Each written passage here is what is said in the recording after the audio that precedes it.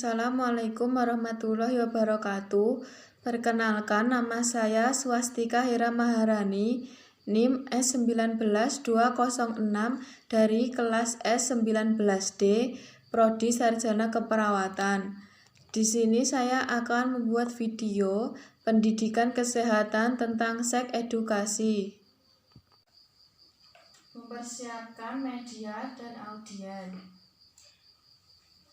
Selamat pagi Mbak, perkenalkan saya perawat Swastika yang bertugas untuk melakukan pendidikan kesehatan di sini.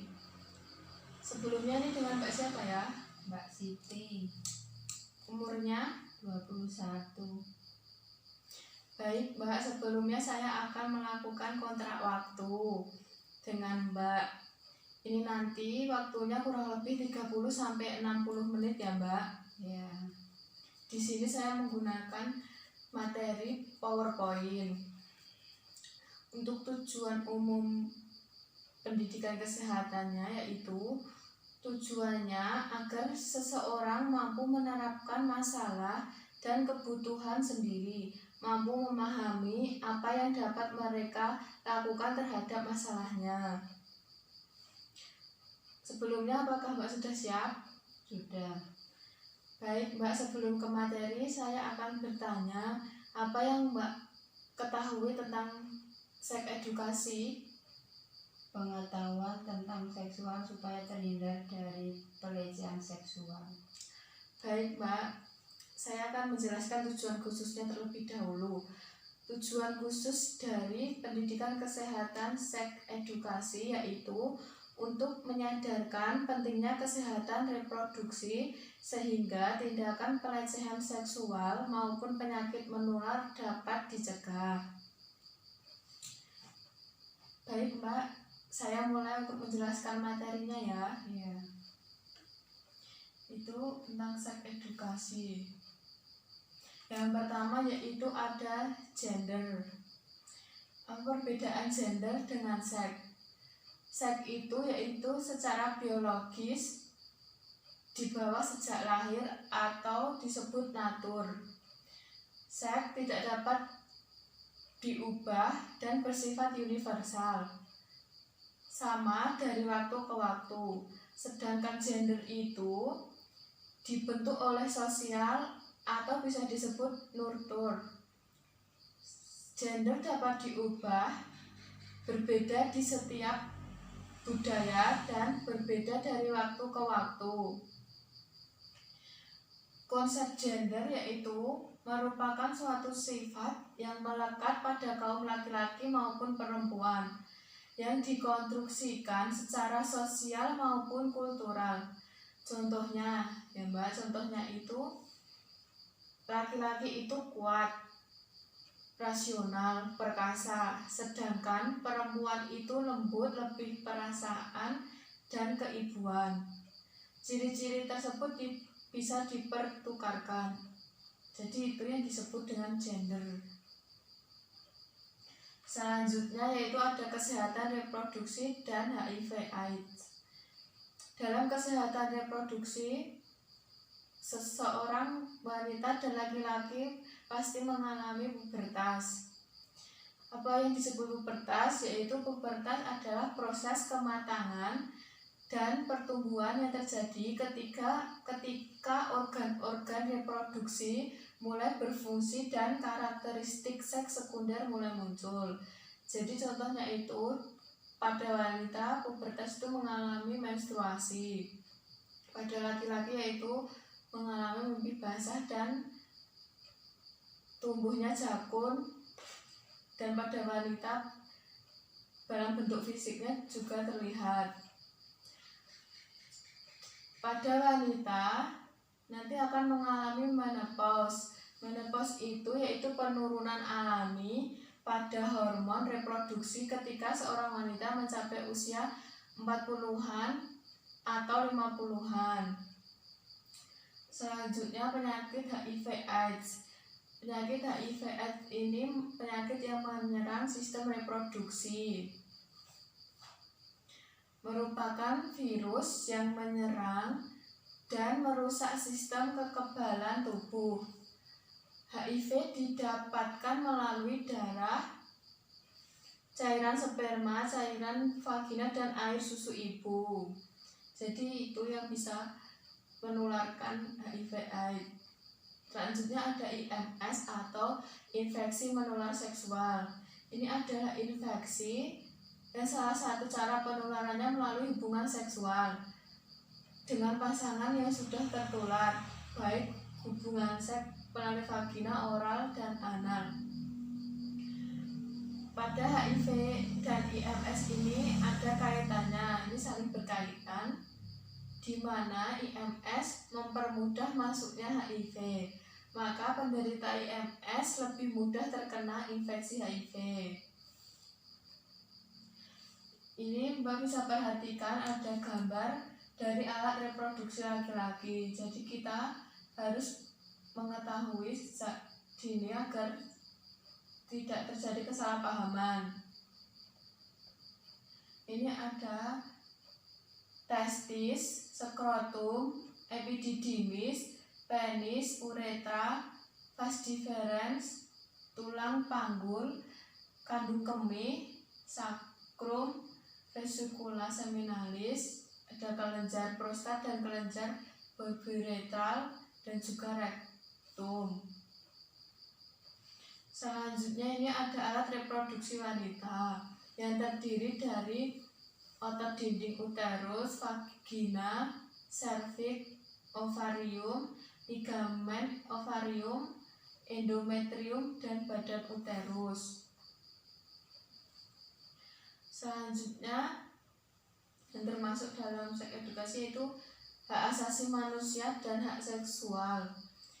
Hak asasi manusia dan hak seksual itu saling berkaitan, di mana hak asasi manusia atau HAM yaitu seperangkat hak yang melekat pada hakikat dan keberadaan manusia sebagai makhluk Tuhan yang Maha Esa dan merupakan anugerahnya yang wajib dihormati, dijunjung tinggi, dan dilindungi oleh negara, hukum, pemerintahan, dan setiap orang demi kehormatan serta perlindungan harkat dan martabat manusia. Sedangkan pengertian dari hak seksual itu yaitu hak yang menjamin setiap individu untuk dapat mengambil keputusan terkait aktivitas seksual dan reproduksi mereka tanpa adanya diskriminasi, paksaan, dan kekerasan. Jadi hak seksual ini bisa mencegah kita dari kekerasan, paksaan, dan juga diskriminasi ya Mbak. Iya. Selanjutnya ada kepuasan. Di sini yang dimaksud kepuasan yaitu seks itu menyenangkan dan tidak ada paksaan. Jadi seks yang tidak ada paksaan itu adalah seks yang tidak diinginkan, tak hanya berpengaruh bagi kondisi psikologis korbannya. Jadi seks itu ada seks paksaan yang dapat menyebabkan terganggunya psikologis dari korbannya, terganggunya mental, dan seks yang disebabkan karena terpaksa itu seks yang dapat menyebabkan penyakit pada reproduksi akibat seks paksaan tersebut. Seksualitas dari dimensi psikologis erat kaitannya dengan bagaimana menjalankan fungsi sebagai makhluk seksual, identitas peran atau jenis, serta bagaimana dinamika aspek-aspek psikologis seperti kognisi, emosi, motivasi, dan perilaku seseorang. Sekarang kekerasan. Kekerasan dalam seksual itu ada banyak, yaitu kekerasan yang terjadi pada laki-laki dan perempuan, dan bagaimana terjadinya kekerasan berbasis gender. Yang dimaksud kekerasan berbasis gender di sini yaitu suatu bentuk diskriminasi yang merupakan hambatan serius bagi kemampuan perempuan untuk menikmati hak-hak dan kebebasan atas dasar persamaan hak dengan laki-laki. Termasuk di dalamnya tindakan yang mengakibatkan kerugian atau penderitaan fisik, mental, dan seksual, ancaman untuk melakukan tindakan-tindakan tersebut, pemaksaan, dan bentuk-bentuk perampasan hak kebebasan lainnya. Jadi kekerasan seksual itu ada banyak, yaitu bisa salah satunya yaitu pemerkosaan dan juga pemaksaan untuk anak-anak di bawah umur. Selanjutnya itu ada keragaman. Di Indonesia ada banyak keragaman kepercayaan, budaya, etnisitas, status sosioekonomi, disabilitas, status HIV, dan seksualitas. Contoh dari keragaman kepercayaan yaitu banyak perbedaan agama, banyak keragaman budaya, dan juga status sosioekonomi. Dalam yang dimaksud status HIV di sini yaitu kita harus bisa menghargai orang-orang yang terserang HIV/AIDS dan tidak boleh menjauhinya. Sikap positif dalam memandang keberagaman, kita sebagai warga negara Indonesia yang banyak akan keragaman harus bisa menghargai dan bisa memfilter mana yang positif dan mana yang negatif. Kita harus bisa memfilternya agar tidak terjerumus ke hal-hal yang negatif. Selanjutnya ada hubungan manusia. Di sini jenis-jenis hubungan manusia itu banyak, mulai dari hubungan keluarga, teman, seksual, romantik, dan lainnya. Perasaan dan kedekatan, fisik dan emosional, hubungan yang sehat dan yang tidak sehat.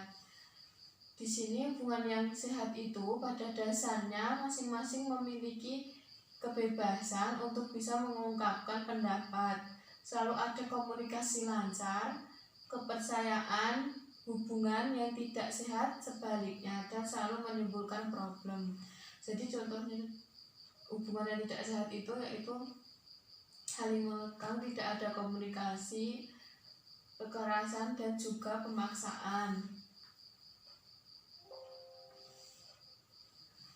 Baik, ini sudah selesai saya menjelaskan materinya ya Mbak.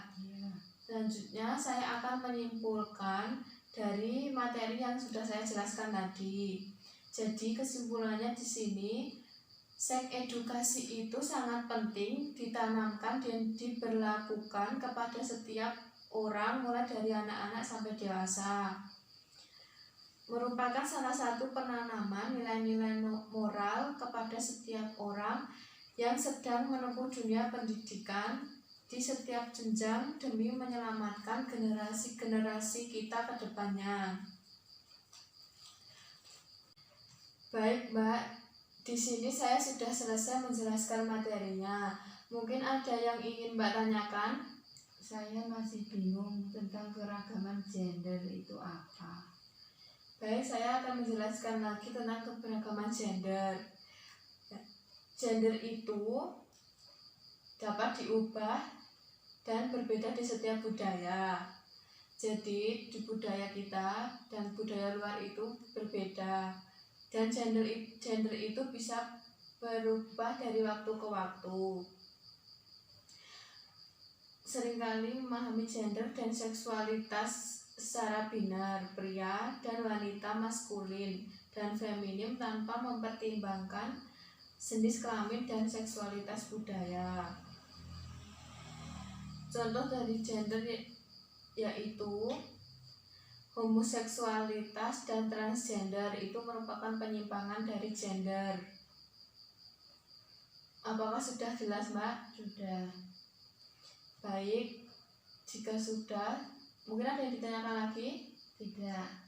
Baik, bagaimana Mbak setelah saya jelaskan? Apakah Mbak mengerti materi yang saya jelaskan dan memahami tentang edukasi seks?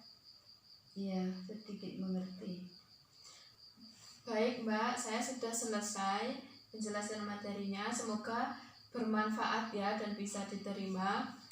Terima kasih atas waktunya. Saya izin pamit. Terima kasih. Selamat pagi. Sekian video dari saya.